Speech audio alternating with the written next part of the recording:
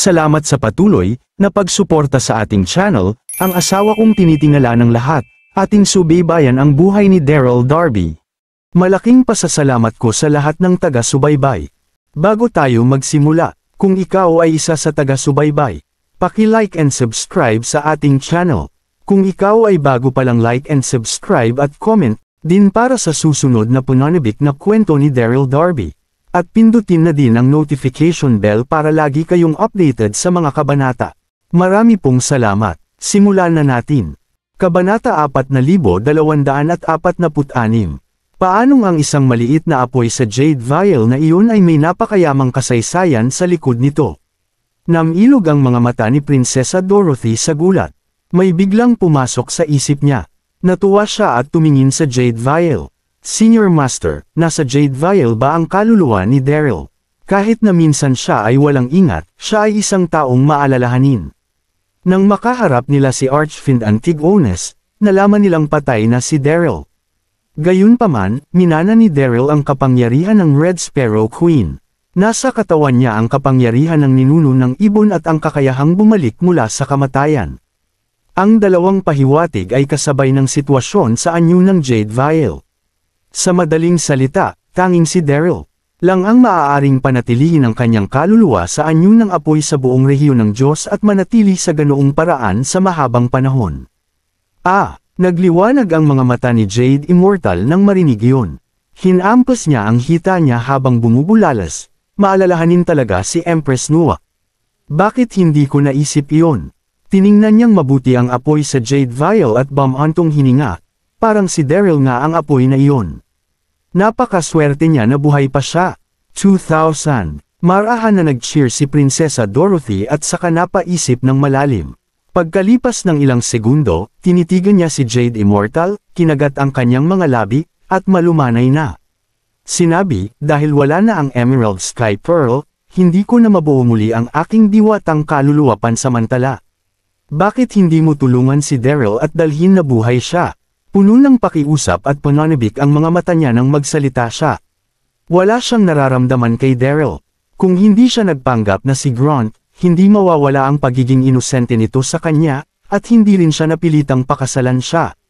Gayunpaman, pagkatapos maranasan ang napakaraming tagumpay at kabiguan sa panahong iyon, napagmasdan niya ang maraming bagay at mula noon ay binitawan na niya ang maraming pagkiling na kanyang pinanghawakan.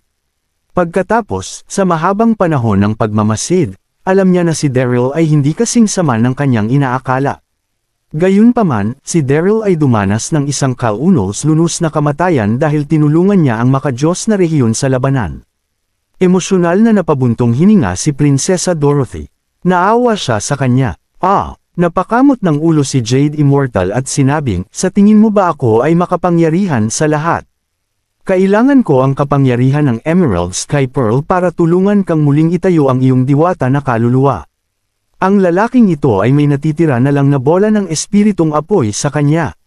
Paano ako bubuhayin siya? Nababalisa si Prinsesa Dorothy. Hinawakan niya ang braso ni Jade Immortal at marahang niyugyug.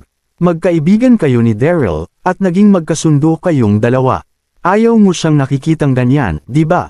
Dinala ka pa niya sa Siyam na pangunahing kontinente para manghuli ng masasarap na pagkain.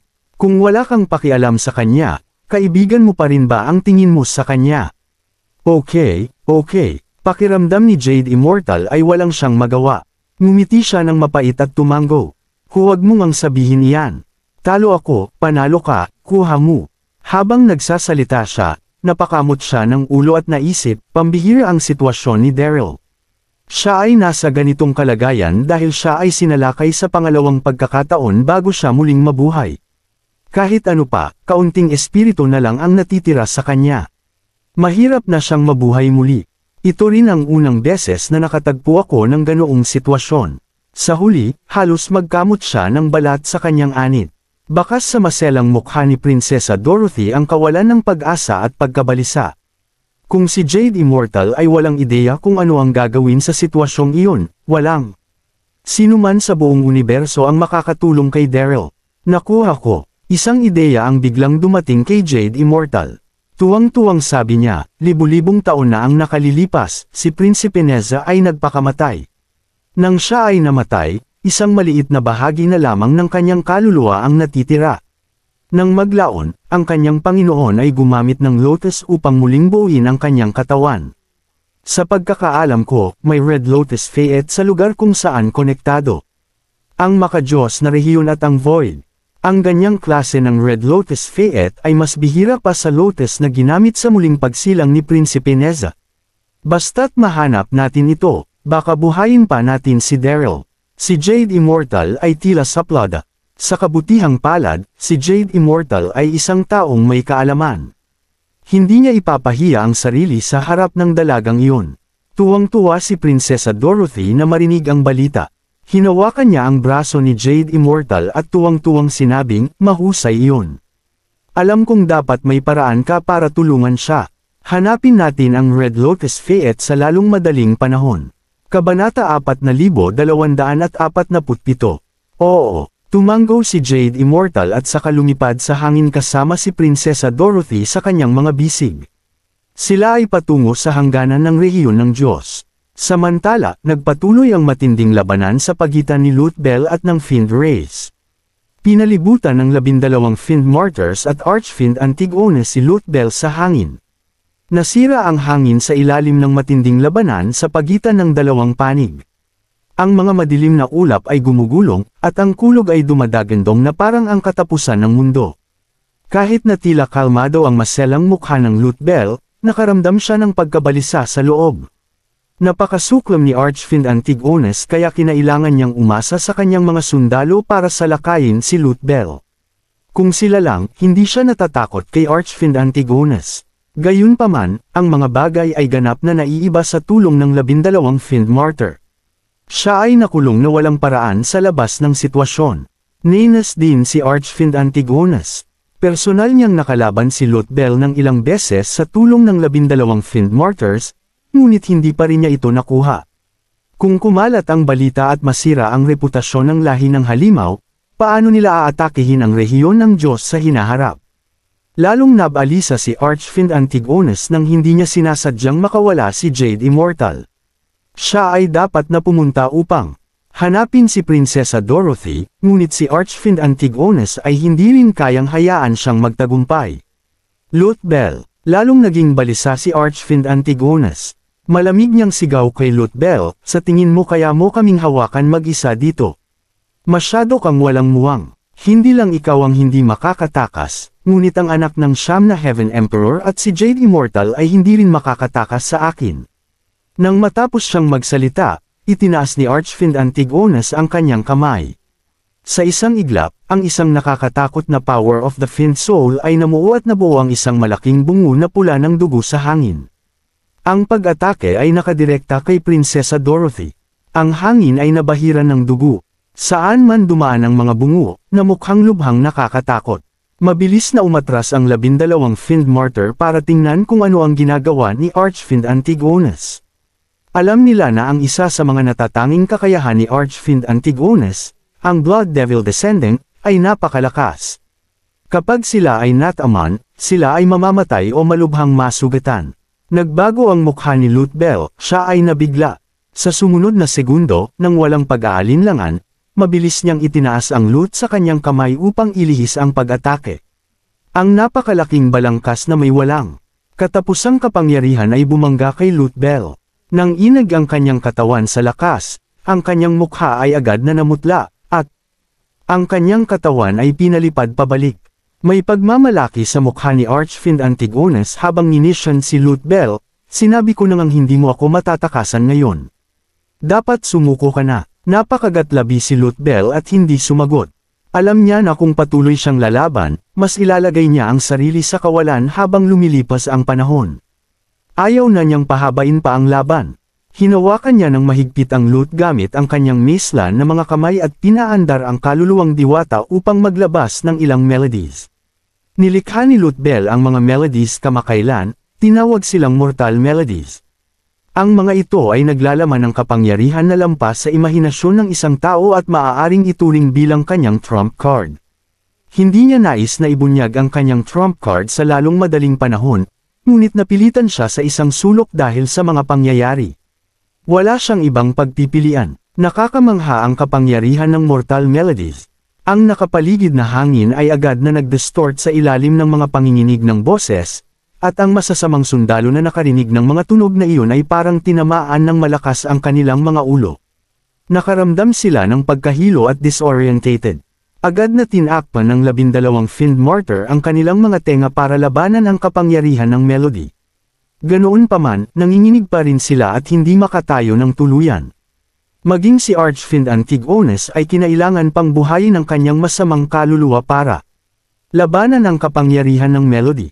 Bago siya masyadong makapag-isip, sinamantala ni Lutbel ang sitwasyon kung saan nasa ilalim ng impluensya ng melody si Archfiend Antigonus at ang kanyang mga nasasakupan. Ang kanyang maselang katawan ay inilunsad sa hangin at lumipad sa malayong kalangitan.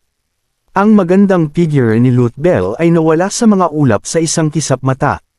Nang bumalik sa katinuan si Archfiend Antigonus, huli na para pigilan siya.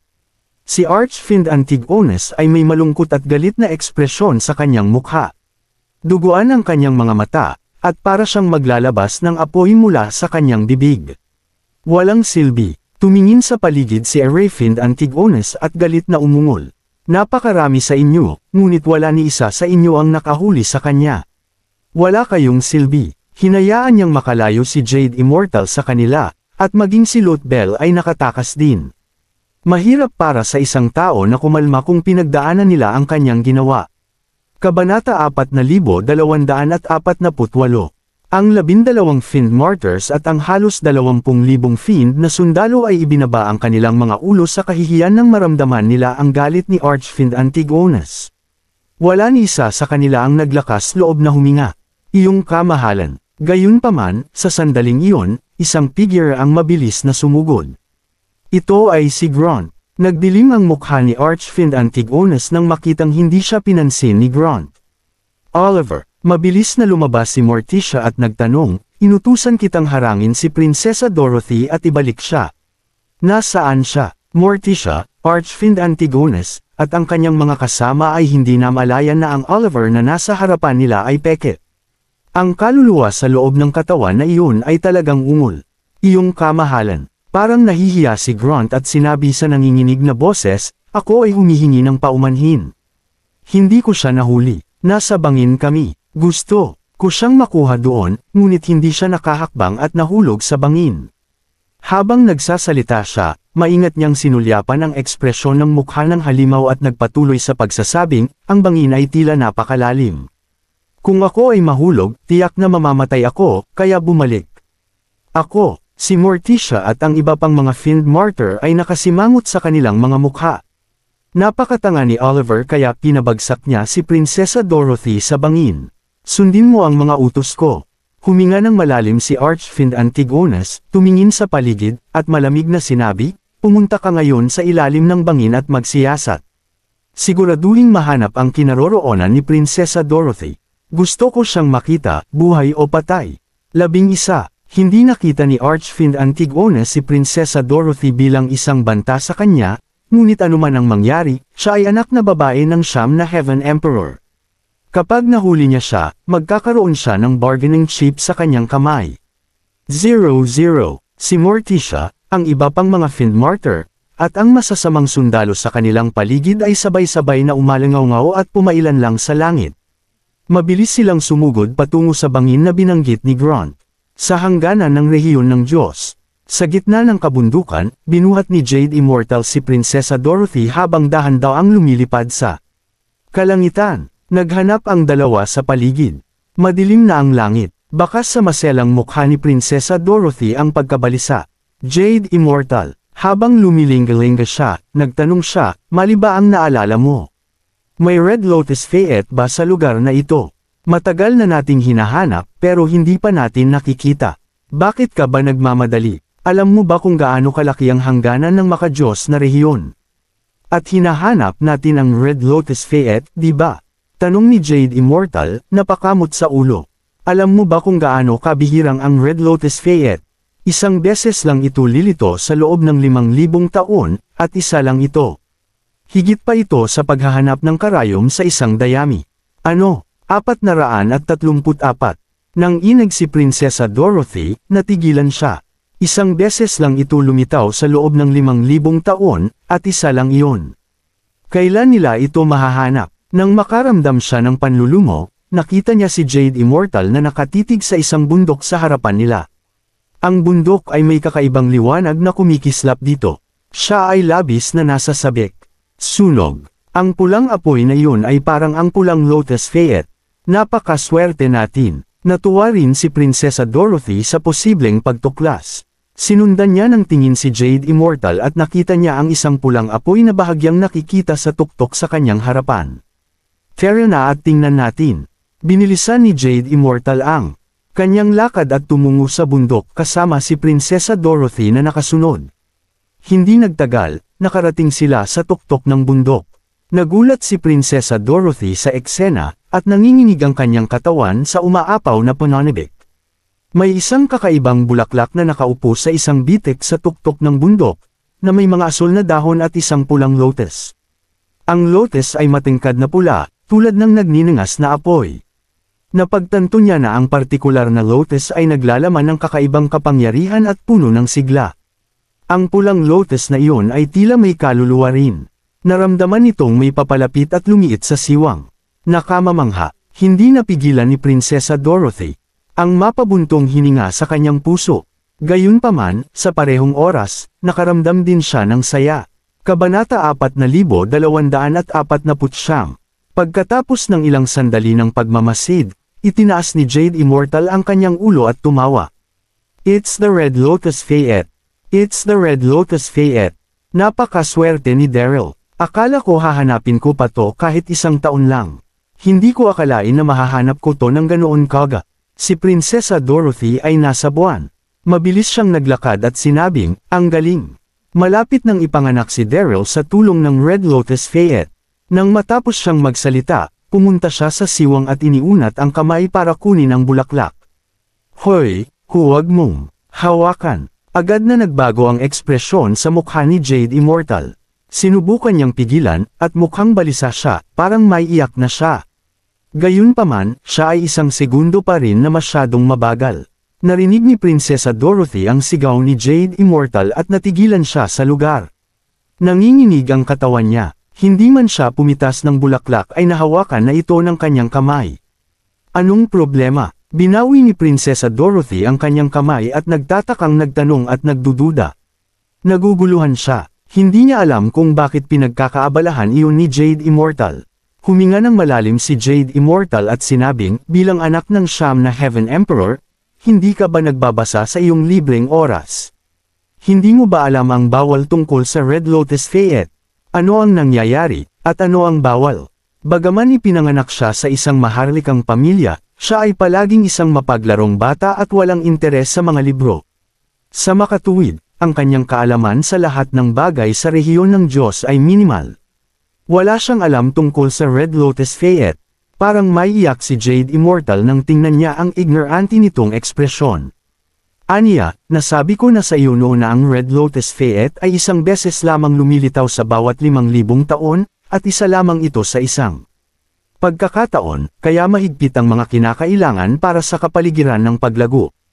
Tumingin sa paligid mo. Ang lugar na ito ay napuno ng espiritual na aura, na siyang pinakamagandang lugar para lumaki ito.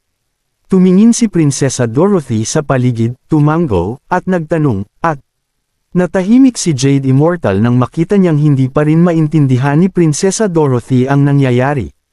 Itinuro niya ang pulang Lotus Fayette sa lamat at sinabing, ang pulang Lotus Fayette na iyon ay hindi pa ganap na hinog. Kung pipiliin mo ito ng padalos-dalos, hindi ito makakatulong kay Daryl dahil gagawin mo itong ganap na walang silbi.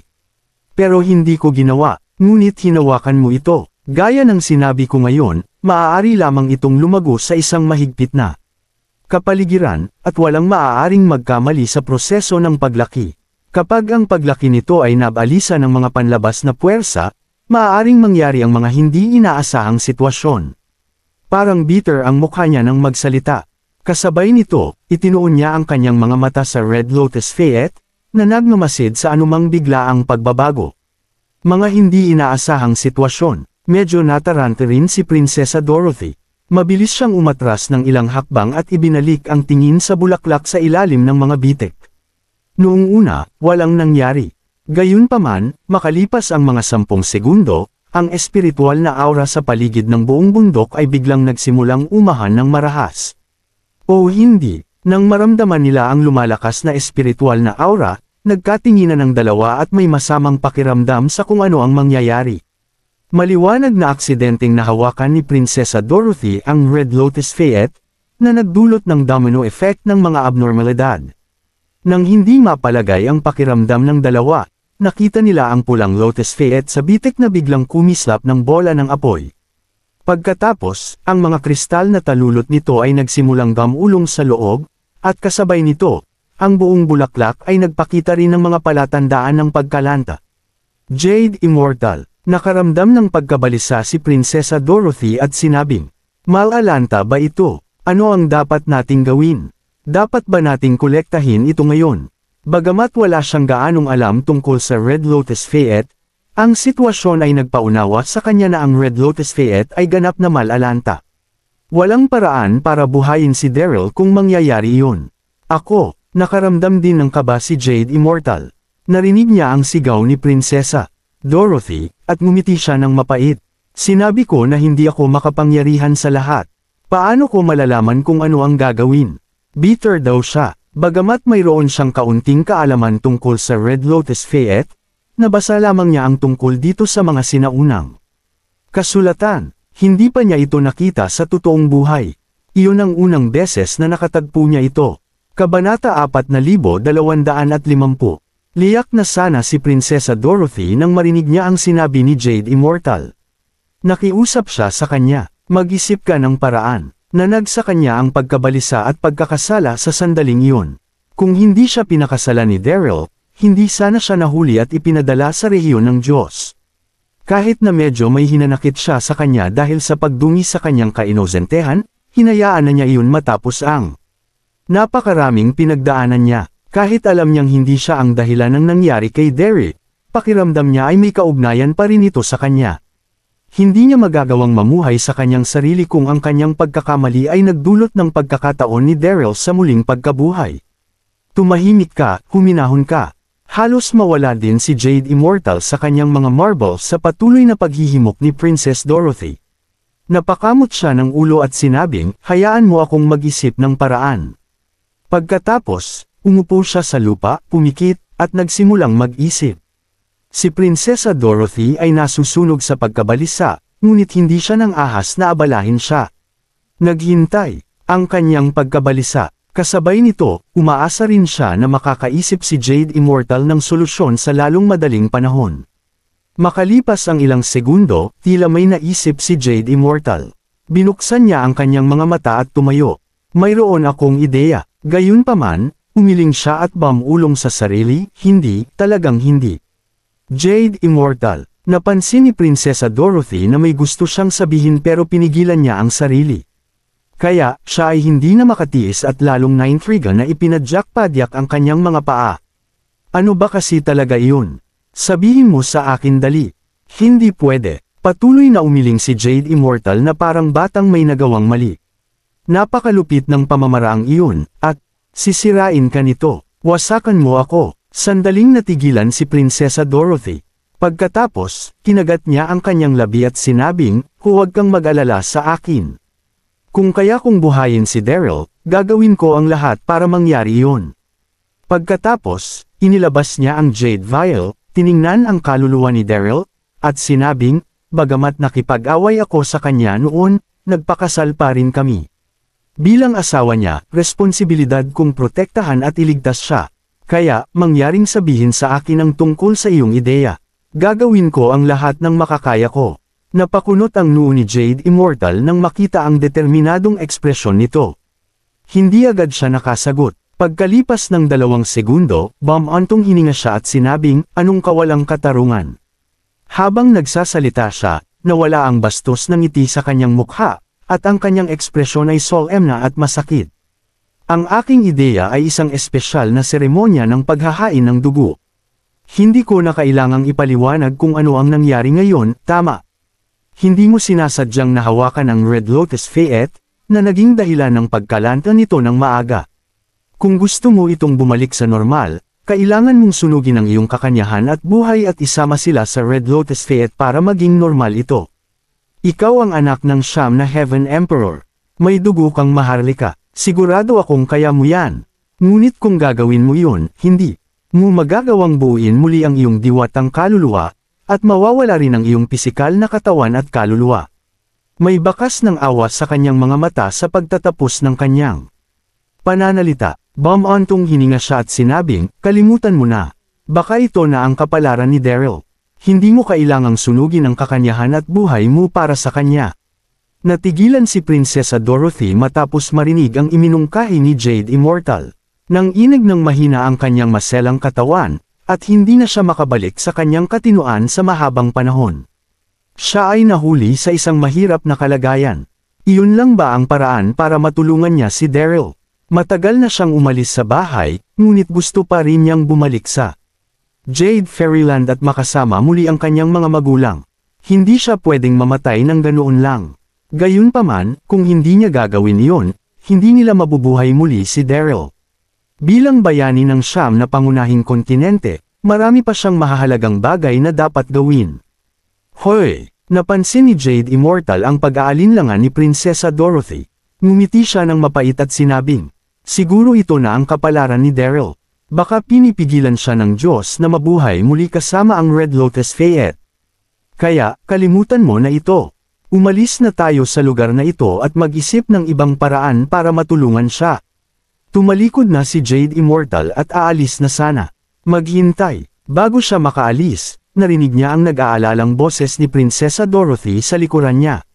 Nakita niya si Prinsesa Dorothy na nakatayong nakaugat sa lugar nang lumingon siya. May dedikasyon at passion sa kanyang maselang at magandang mukha. 2. B. Continued. Maraming salamat po, mga kamaster.